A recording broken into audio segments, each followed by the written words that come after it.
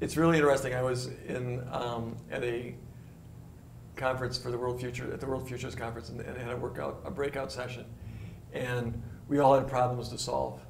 And after the session, somebody from the State Department came up to me and said, could you help us? We have this problem, and our problem is that in the Middle East, we've been asked to cause peace there, and our whole life has been what we learned in the service, in the armed services, how to break things and kill people. That's what we know how to do.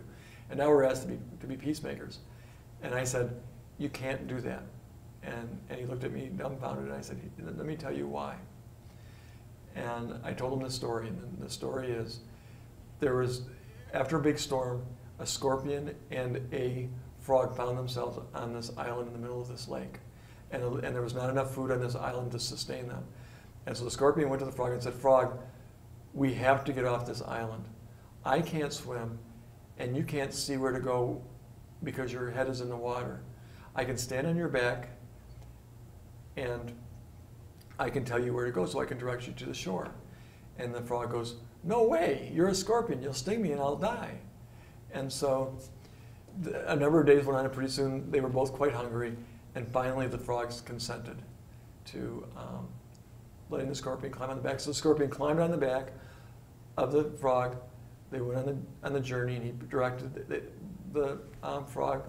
They got about halfway across the lake, and the scorpion stung the frog. And the frog said, why did you sting me? You know, now we're both going to die. And the scorpion said, I'm a scorpion. And the point of the story is, if you're a warrior, you're a warrior, and that's how you're going to be perceived. And that's going to be a very hard habit to break.